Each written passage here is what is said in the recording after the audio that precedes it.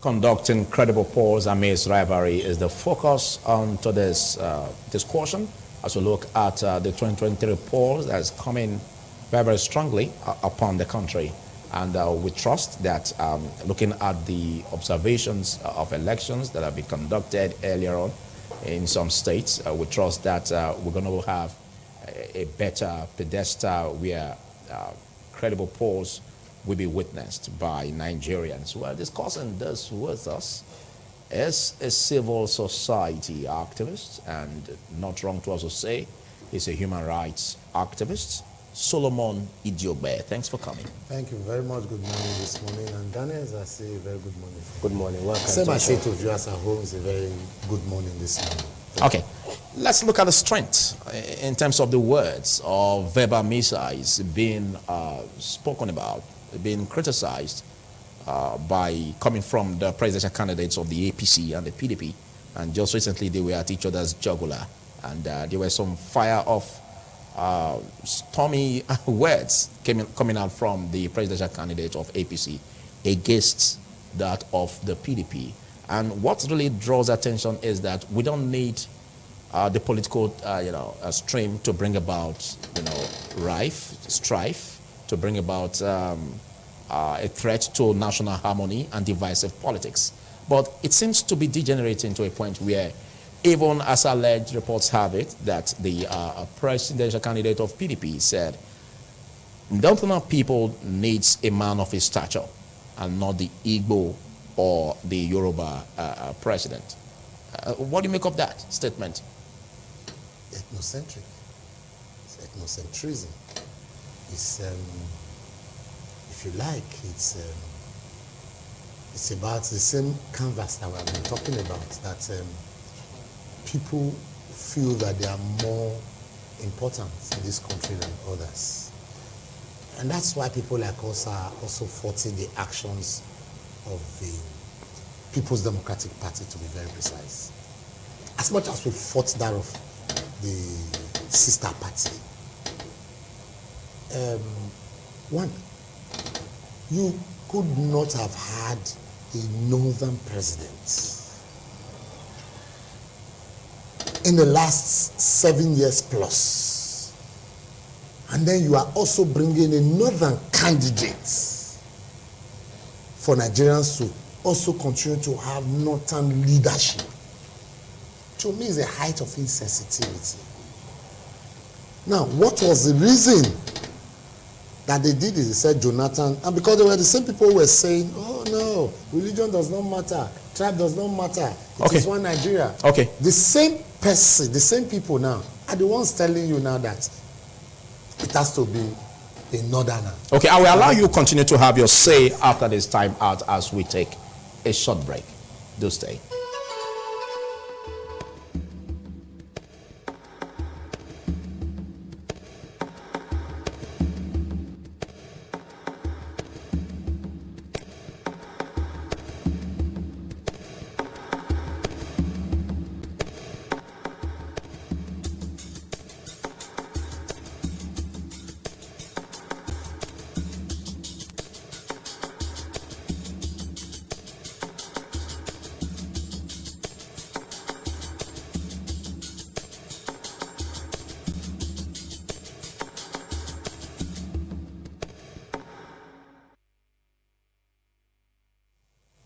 While we had a break, before then we had the opportunity to have the floor where Solomon Idiobe was reacting to the question being asked.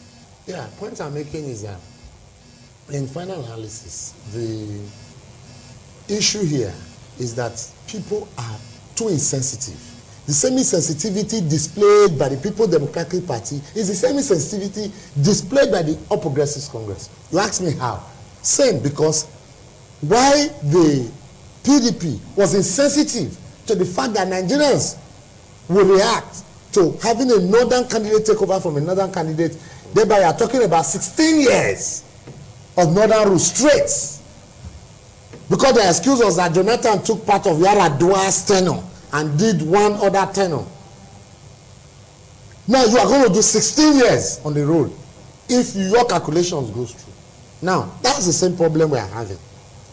you cannot hide to say you don't know that Nigerians' major problem of the Nigerian state is tribe, religion, and politics. Okay, but let's look at the strength of that statement, because as reports have it, he was referring to the northern people, because at that point the campaign was at the northern part of the country. I'm coming to the northern, the statement made. Okay.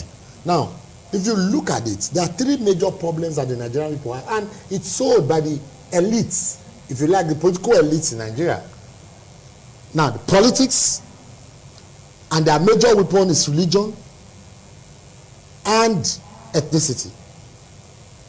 Now, a party will bring a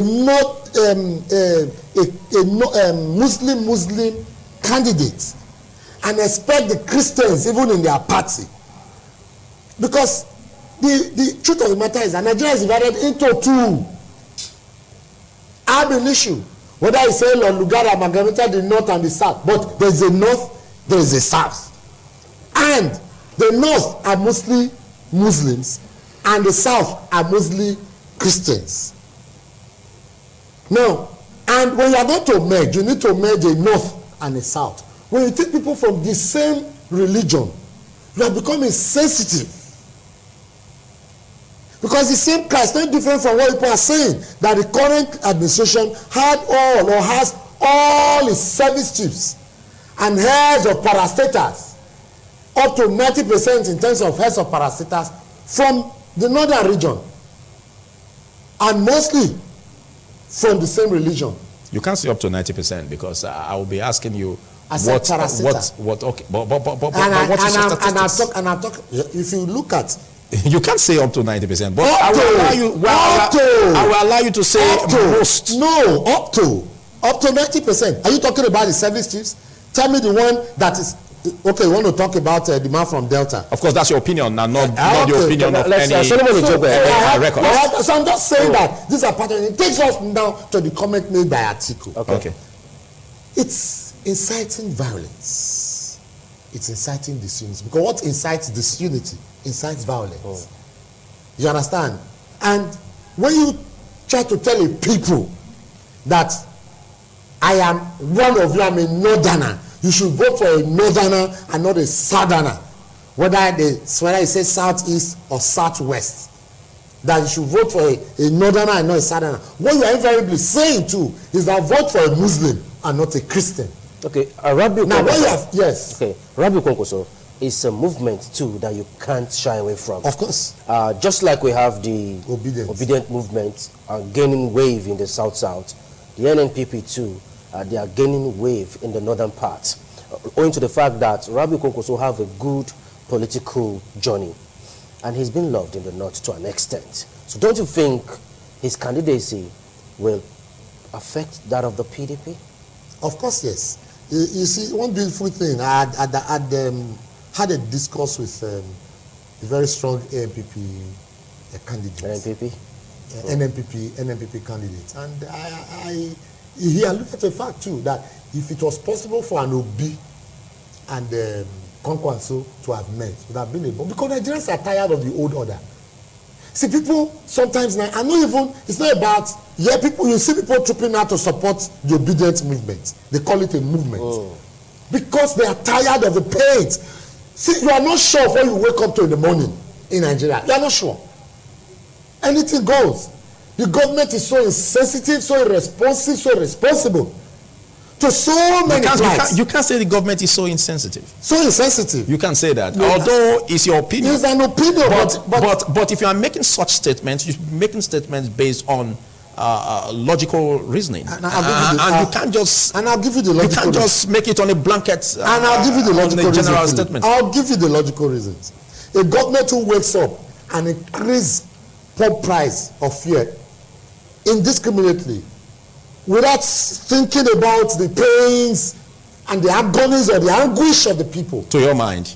Of course, it's biting on all of us. Philip, you cannot tell me you bought fuel at 200 naira per liter here and that you get, say, 5 poles away from that filling station. Now, you are not sure of the price of rice as at this morning, saying that you bought at 39,000 yesterday. Or not to talk of Gary, the sister. Or you want to talk about Pepe? But that doesn't stop you. That doesn't stop you from being objective without making statements that could raise sentiments against the government. It's part of insensitivity. Now, the same government who said they're fighting oil theft, arrested a vessel that becomes an evidence of the fact that there's an oil theft on the IC. Set the vessel ablaze. Evidence, persons, and all damage. Our attention is not about the government of the day. We are looking at elections and the presidential candidates. Because when you said insensitive, that the government is insensitive. You're asking for facts, and I'm bringing them to the fore. Okay. That the government became insensitive by destroying such evidence, polluting the air, creating environmental hazard for the people. Drive your point home. I'm driving it home. That such insensitivity is what the PDP candidates and the APC candidates are displaying in the public domain as we speak. We would have expected that even if Atiku made such statements, which of course we are aware he did, it should not be an issue for the presidential candidate of APC to start reacting to, because they are looking for a way to steal the media space. Tell us what you have. Tell us what you intend to do. You saw what the APC candidate tried to do in Kaduna. We said that the rubbish that have taken from Kaduna from rubbish to bad, he wants the Kaduna state governor to come and he will teach them. No, he said, according to reports, that Nasir El-Rufai has the creative ability to turn rotten situations into bad ones. I will not say this. We analyzed it before you came. That's what I'm saying. We analyzed it before you came. But it's a slip of the memory. It's a slip of the memory. It's a slip of the brain. The media handler already made that correction by saying that was not what he meant to say. What he meant to say was that turning rotten situation into great ones. Into bad ones. He said it. He didn't mess with saying it.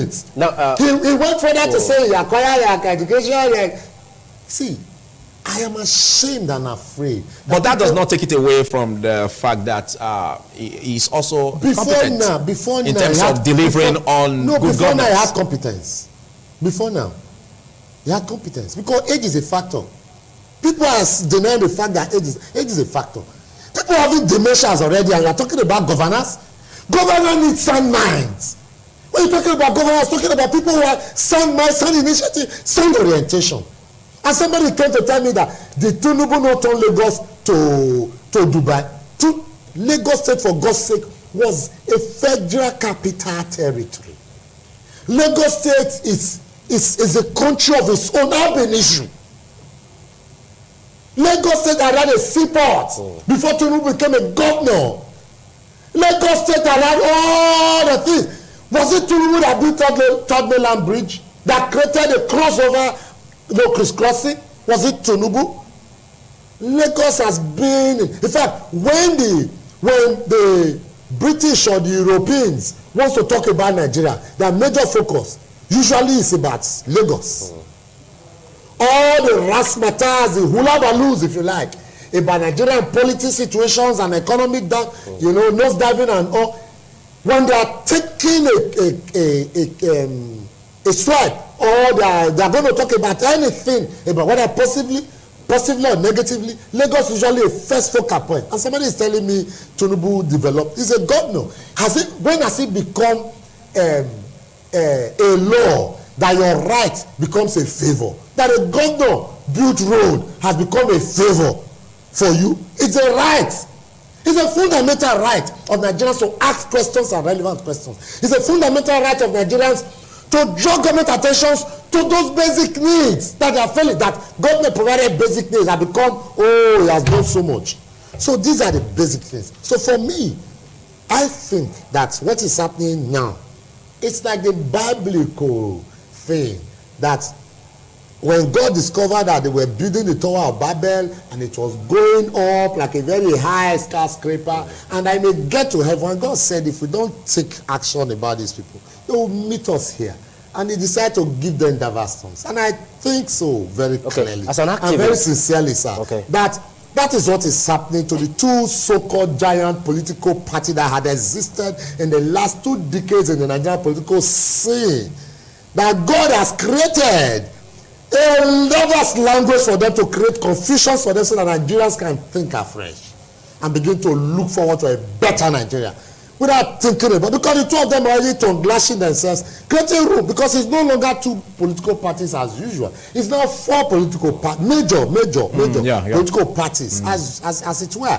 And we are going to see a new dimension. Like I said, and I will also say, and I'll continue to say, that the Nigerian political system and the election 2023 is going to be an election unusual. Okay, now talking about, you said we have 4 major political parties. We are not disputing that.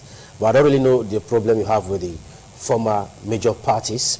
But the problem I have with them, Dan, is that they contributed to the problems of the Nigerian state. They are the problems of the Nigerian state. They are a Siemens twins, although, very well specialized doctor had tried to separate them, but they are a party without ideology. They are a party who believes that they can continue to enslave the people. They are a party that has sold poverty to the people of Nigeria. They are a party that is promoting poverty. They are a party that has encouraged violence. Solomon Ijugbe, I agree you have your opinion, but it's my opinion. The purpose of this program is to educate. It's to estray. So that people will learn and understand how the language of the media is used. I expect that you are civil. I am. You don't need to raise any sentiments. I'm not raising any sentiments. Make any abusive words. I am not abusing. Send any missile. Because you won't be different from the other candidates that we're talking about. Well, I'm happy there to quash the missile. Solomon Ijugbe, I'm still on you now. You talk about the NNPP and the Labour Party being the 4th force. Don't you think from the APC, those who feel like they don't have a space, they are the one that formed the NNPP. And for those who couldn't have a say in PDP, including the candidates, they are the one in the obedient movement. Don't you think we are still having the same people recycling? I think don't you think so? I disagree. Why? Now, let me tell you. Kwankwaso was not jettisoned out of his party. He saw that the movement was not in the right direction for the betterment of the Nigerian people. And he decided to move and join another party. Ditto Peter Obi, who cried out at the very early hours, before starting seeing money rain, vote buying that EFCC and ICPC could not arrest and all that, and said, what they are doing in the party, they are trying to coerce people to one rule, and that he doesn't want to be a part of it. That's how he moved. And you remember when he moved, he first also moved to join Kwankwaso, having the same ideological mentality. And then when they could not marry politically in terms of who becomes 1 and 2, that's president and vice, he decided to also shift to see, and that is the beauty of democracy. That both of them are occupying the political space very badly, and it's creating a threat. So, and that's what we need. Nigerians actually needed a 3rd force. And now we're having a 3rd and a 4th force. Okay, I'm sure that's going to... Let's quickly gather momentum towards the topic that makes sense out of the topic that we have. We seem to be challenged by the ability of the electoral umpire to bring about credible polls, most especially as we are having this rivalry among political parties that seem to suggest that they're going to ensure that they win at all costs. And that reminds me of the statement credited to the former president, Jonathan Goodluck, where he said his political ambition is not worth the blood of any Nigerian. I'm not saying that kind of sensible talk, from some major political party candidates. And that as it is, the Arewa youths also came up with a big surprise. Again, it happened before where reports had it that INEC is being overwhelmed by some forces to compromise the elections using a process of deactivating the beavers. And again, the Arewa citizens for Watch for Good Governance brought it up that they are scared that INEC chairman should be removed, on the fact that there is this fear that the INEC boss is going to compromise the elections in the north.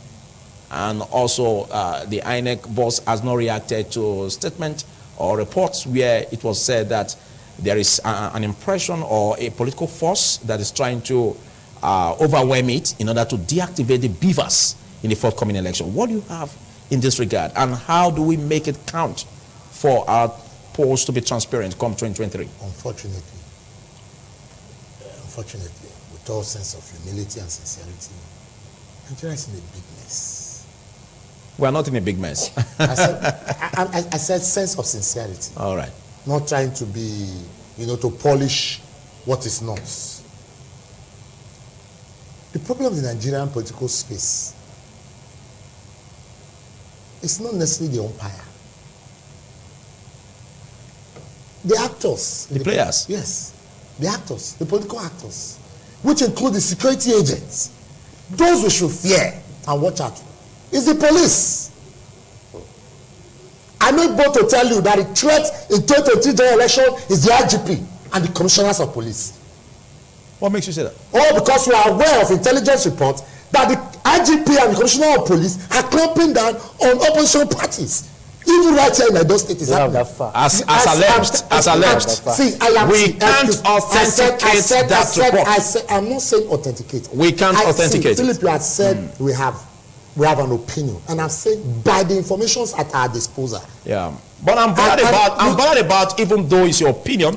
But I'm bothered about your opinion shaping wrongly the opinions of the viewers. No, let me also tell you. Let me point it to you. That's not the purpose of this program. No, it's not. But it's educating viewers. I'll tell you this. Not the wrong way. No, excuse me. When Ugo Chinyere Imo came to the public, to the media space, social media and mainstream media, a few days ago, Ikenga Imo Ugo Chinyere, the CUPP spokesperson, came to tell the people that INEC chairman was under threat, that there's a plan to remove him and to utter the beavers. Sure, it was like, is his opinion. So all of a sudden we are hearing this again. No, so I'm telling you.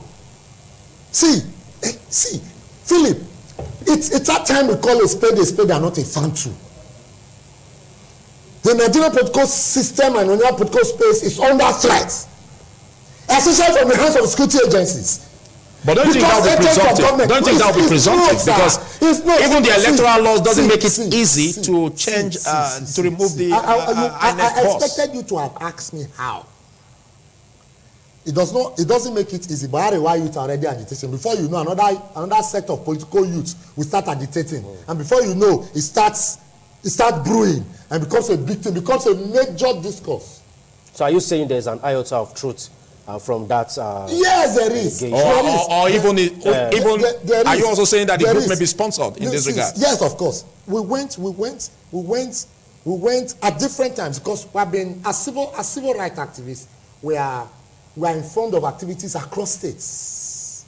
The trend started from the north, for instance, and right here in the south, we're also having pockets of such unnecessary arrangement. The reason being that chief executives of the states are already trying to coerce supporters in their favor, and that's not fair. Now, when you talk about INEC, because that's what you asked, and the comment of CUPP spokesperson and that of the Arewa citizens, if the Benin will say Azel Lanason or more wo, there's a relation. Correlation. But what does that mean for the purpose of those who don't understand? If there was a witchcraft meeting and a witchcraft convention last night, as it were, flying past your environment, and by morning you already record death of kids or what, it's obvious. It's easy to blame it on what happened last night. What happened last night was obviously responsible for what has. So how do we now match this with the allegation from the Arewa youths? Yes, if Ugo Chinyere Imo came out to say the people are planning to deactivate beavers based on intelligence reports. People are planning to remove the chairman of INEC, based on the fact that, because if you listen, the man is not responding to so many things that they are asking him to. Of course. And that's a threat. That's even the challenge that the Arewa citizens have. And from our Bush radio too, we are aware that there have been so many requests or so many demands made on him by both the ruling political party and the political elites of the opposition party, you know, trying to show off us. And the man is just adamant and is not responding to any of them. He's pretending like those comments never came. Just like he's not reacting to the comment of whether CUPP or that of the Arewa youths demanding for its removal. Because certain times too, you don't need to be distracted by these side talks. To me, but it's no longer a side talk. No, it's a sensitive issue. That demands a reaction from the electoral umpire. If he starts as a chairman of INEC, trying to answer some of this, his comments may slip and touch on some sensitive matters. It may be emotional. Yes, and then they may happen. That's okay. And so the best way is to keep mute. Just keep mute, okay. And let us discuss the issue like we are discussing now. Are you enjoying the decorum in that regard? Of the INEC chairman? Yeah. Very well. Okay. Very well. Very well. It's the best way to address such issues. Allow us to bring it to the fore. Allow us discuss it as we are discussing it now. And that is why I'm saying that the major issue we should watch out for. Because let me tell you, how are elections rigged? It starts from security agents. Because who monitors? Who allows flow, inflow, and outflow of criminal elements during elections? We saw what happened in Ekiti State. The election was won before the election result was announced. Owing to the fact that so much money exchanged and through security agencies and the political parties actors. So that's basically the issues. So as we speak, from what we are hearing and from what we already are gathering, don't forget, the IGP will leave shortly after the presidential election. Okay. If you are aware, or you are not so aware, because retiring next year. So, and you understand what that means. He can do the hatchet job and leave the people to their fate. I would say you are presumptive. Well, if you like, you say, but I'm telling you that from the information available for us from our Bush radio, we have so much to worry about security agencies. Not even INEC. Okay. Not even INEC. Right. In fact, not even the political parties as it were. All right, Solomon, talking about security agencies. Now, are you saying that we should not trust them? Nigerians should not trust them. Recently, the IGP had a meeting with some of his men telling us how they will do their bid to ensure that we have a free and fair election. The kind of bid they did in Ekiti, or which? Now, I'm asking you now. Are you saying Nigerians should not trust the security agency? That's not what I'm saying in its entirety. Okay. I'm saying that Nigerians should trust the security agencies, but they should watch out for the action of the security agencies. Because saying not trust this is mixed feelings or mixed reaction. Yes. No. On a very sincere note, you know, we cannot do without security agencies in this country, whether we like it or not. But who controls the security agents? It is he who pays the paper that he you're talking about already said that he's not going to interfere into this election. And so that as it is, shouldn't we take that with all President credibility? Muhammadu Buhari does not remember everything. For instance, when they asked the IGP there to go to the north, move his headquarters to the north, and was still in Abuja attending meetings with him, and when he was aware, he said he's not aware. So he's always not aware, so we are not bothered about that. One thing I'm sure about him, though, is that he may, as a person, don't want to interfere with the issues. But that's not same with his lieutenants. Okay. Now, the issue here is that, I'll give you this, because you are asking. When you talk about security agencies and the man at the ends of affairs, we had the security summits a few months ago. And one of the issues we discussed, and that some of us canvass as civil rights activists, is that the only time we can have free and fair election, it's when the Inspector General of Police is not nominated and appointed by the President of the Federal Republic of Nigeria. Because at the peak of his job, he doesn't want a dent. So he's likely, very most likely, most sincerely, very most likely, to do the job. So who should do the appointment? The PSC? It should be not just only PSC. It should come from the PSC, then down, that's Police Service Commission, and then down to the National Assembly, where it's a collective appointment. You understand? Not from the presidency. And then the issue of the INEC boss, and then the issue of the remunerations of security agencies, very important. Because you saw what happened between Ekiti and Osun election. The police officers who went for Ekiti elections were still waiting for the Alawi, so-called, as election duty Alawi, yet to be paid when Osun to another assignment. And then you now see somebody giving them bribe, that's what we usually call it, or tips in millions to just look away from the election, when they know that even when they leave here, the Alawi will not still come on time. They are very much tempted to accept the Alawi. That's the problem of the Nigerian state. So that could also generate rigging. Because we recently got statements credited to Mahmoud Yakub, where he made mention of it that the aspect of beavers, I think it was through the Commissioner of Voter Education, Festus Okoye, where he said that the beavers has come up with a process where rigging can no longer have its way. And that's why they want that beavers brings an end to rigging. But again, some minds are saying that rigging is not just only being curtailed by beavers. There are other areas where rigging can take place. Now, the electoral most especially when it has to do with elections as large as this. Vote buying, we can't take that away. Exactly. And even what you just made mention of recently concerning the law enforcement agents, we can't take that away if they are not well remunerated and they are being tipped. They could look the other way while election is going on. Now, how do we put a decisive end to all of these fears about the rigging process in our electoral? Nigeria electoral system is evolving. 10 years ago, we didn't know that beavers would come, that there's going to be this electronic transmission of results. It's the best thing that's happened in Nigeria political space, or electoral system. And I'm sure that as we grow, as politicians also evolve too, like bring out new skills, we will also build up to tackling them. Before now, they'll just go to any polling booth, fire shots in the air, and by law, the security agents at the polling unit are not expected to carry arms.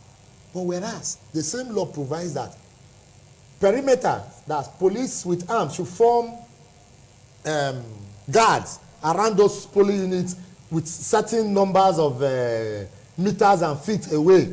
You understand? But whereas within the polling unit, they should. So how do they gain entrance? It's still conspiracy. But the point I'm making is that before now, hoodlums could just come into polling units, fire gun shots in the air, see ballot boxes, stuff it up with templated votes, and then there was now a new arrangement that you must do biometrics of those fingerprints, and then biometrics knocked, and then they improved on the issue of biometrics and saw that there are things that the biometric machine cannot read, as though it's not a finger thumbprint, and then the involvement started. You must come and do your thumbprint. So there's been huge improvement. And that's how we are growing. But now coming to the issue of deactivating beavers, it will be the greatest undoing. When we have the electoral laws, I think there's nothing to even cry over that. Because the electoral laws are already there, checking that illegal act. Don't forget there's still a matter in court between the government and the National Assembly and whatever over the electoral act.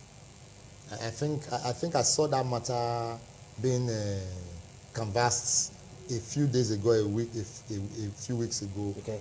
Yeah, that there's an adjournment.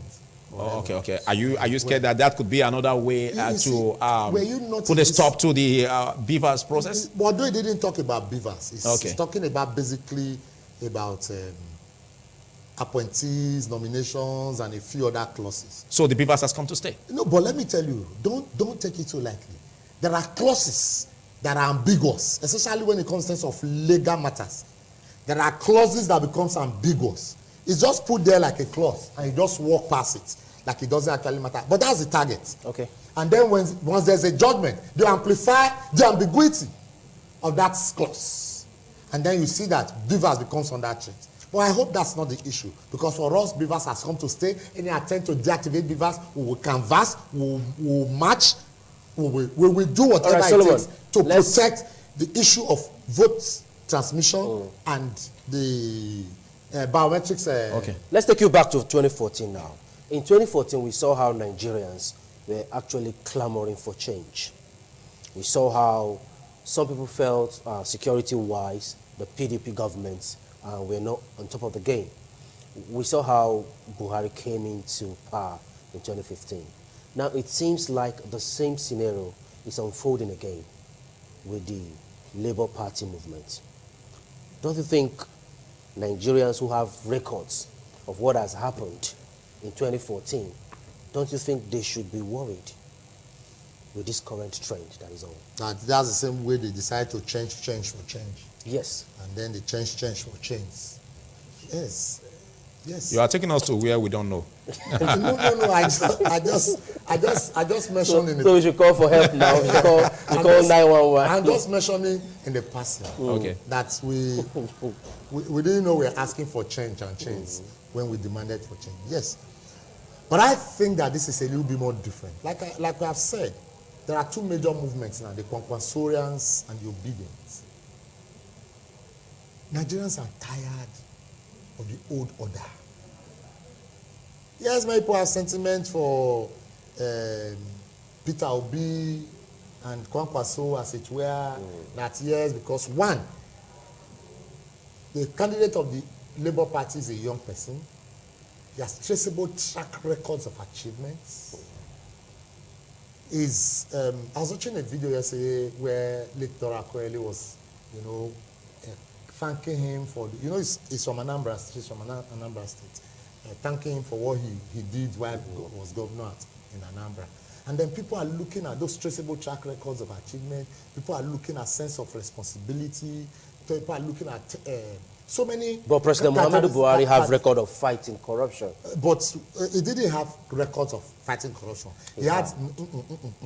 Let's not get it wrong. Okay. President Buhari had record of saying he was fighting corruption during the military era. Of course. Let me tell you, I was alive.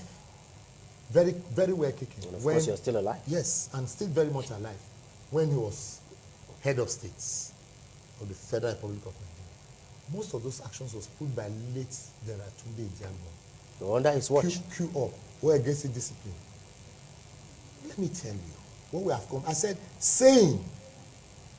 And that's why some of us now are saying that it's even better. Remember, General Muhammadu Buhari then was a young man, very agile, with articulations, with sense of responsibilities, who could think fast. But that's not the same General Muhammadu Buhari now as President Muhammadu Buhari. The president is still strong. The man who has been traveling to UK for medical checkup and all that is strong, not very strong. Okay, thank you, Solomon Ijogbe. In case you're just joining us as TMI, and we're looking at conducting credible polls amidst rivalry, and we've been discussing with the civil rights activist Solomon Ijogbe. Let's take this again to another pedestal, looking at the PVCs for looking at election and how your permanent voter card will count.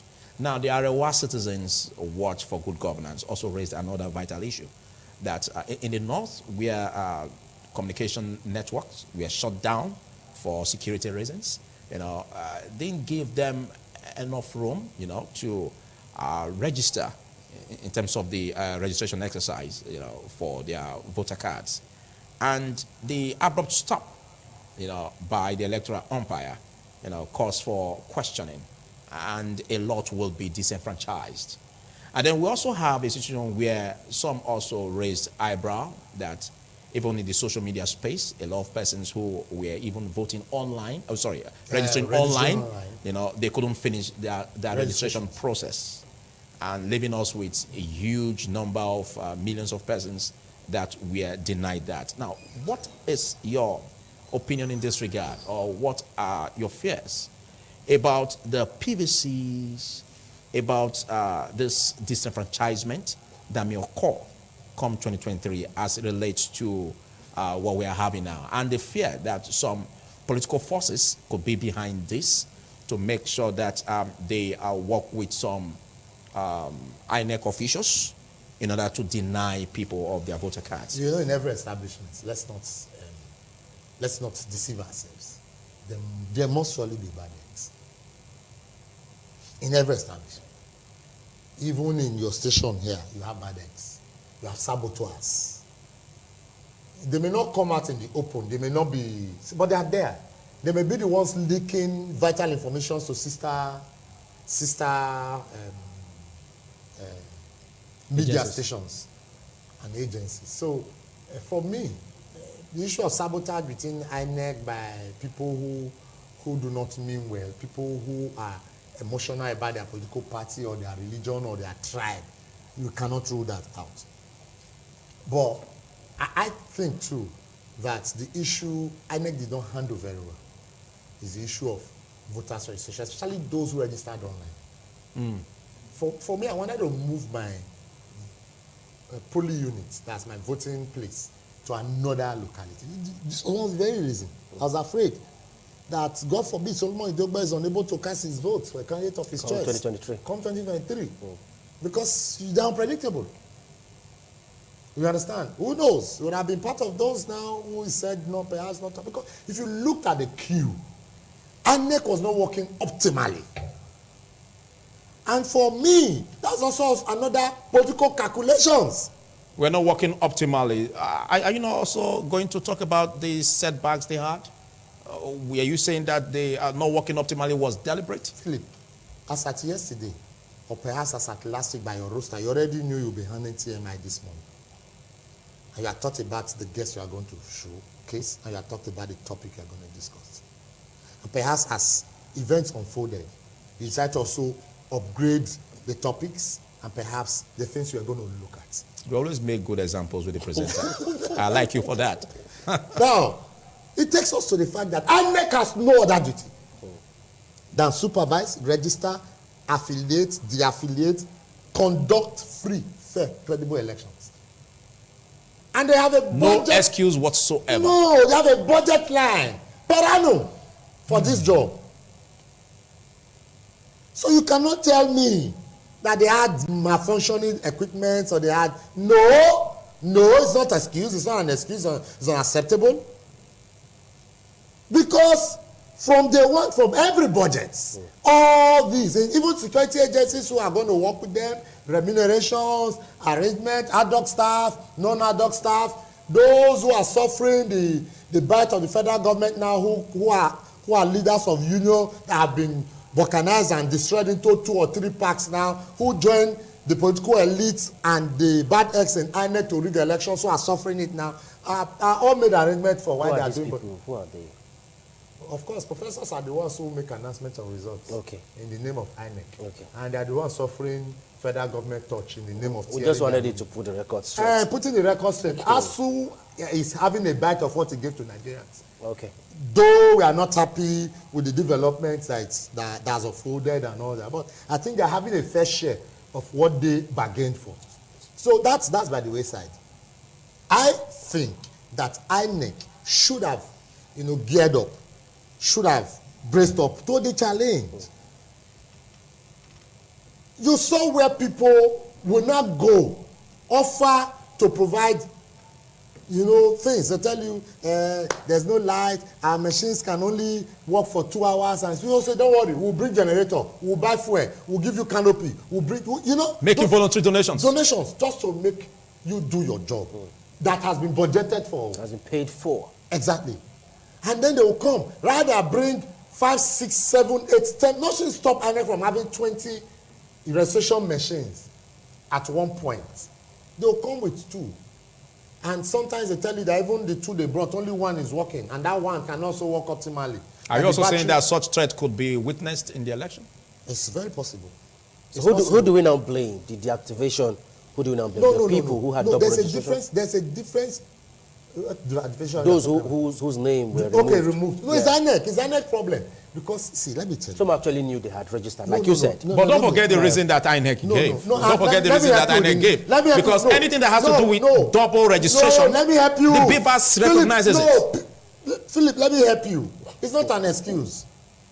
See, INEC is lackadaisic. INEC is... You can't say that.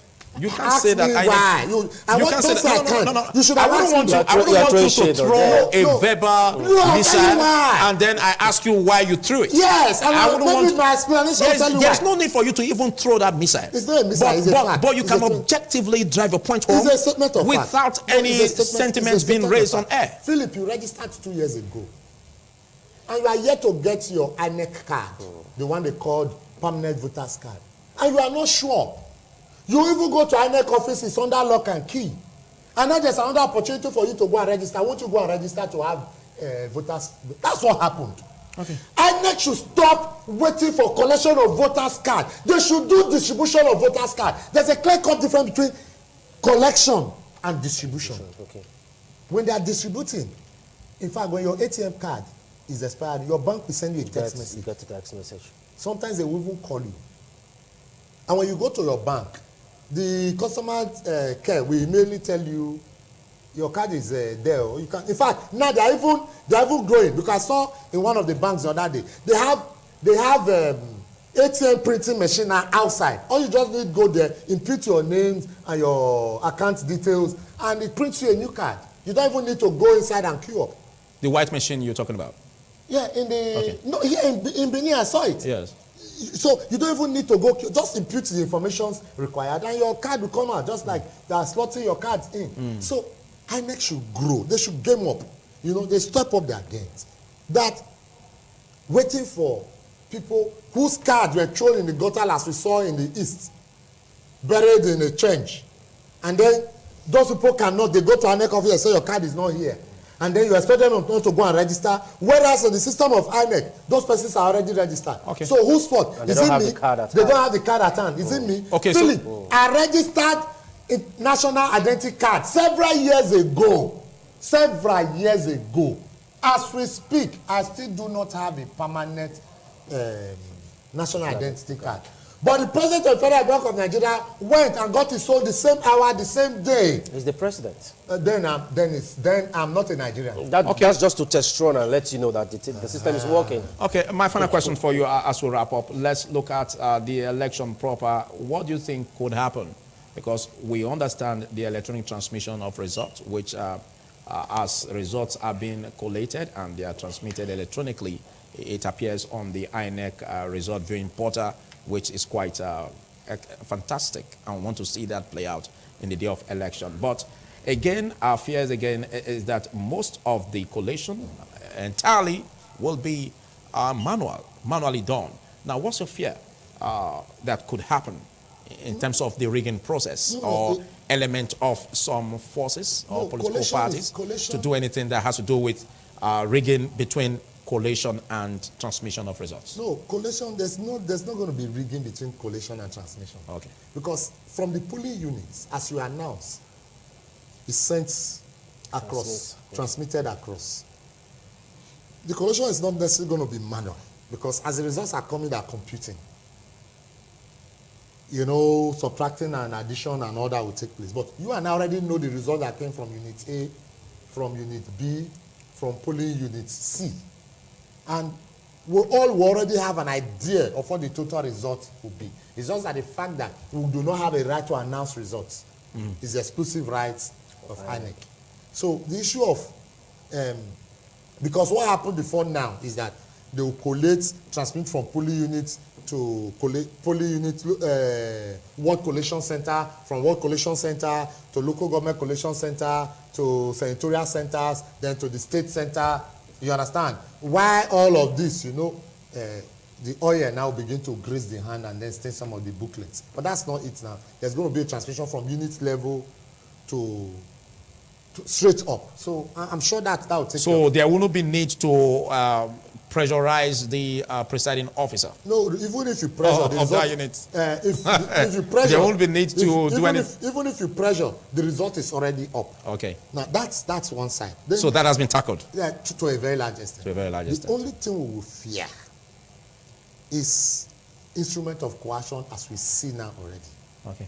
where people, artisans, workers, working class, will be coerced to doing certain things as expected by the chief executive of a state. All right. And then that may influence certain things. So if we are able to tackle this, I'm sure the issue of the general elections will be a thing that we need not to fear. Because I can assure you, Philip, this next election is going to be an election unusual. Thank you so much for taking our time to be part of this discussion, and we wish you all the best. And as you go ahead with your normal duties, Thank you, sir. we wish you all the best to have a better day ahead of you. I wish you same. All right, this is what you can take on TMI. Next is insurance. Do stay.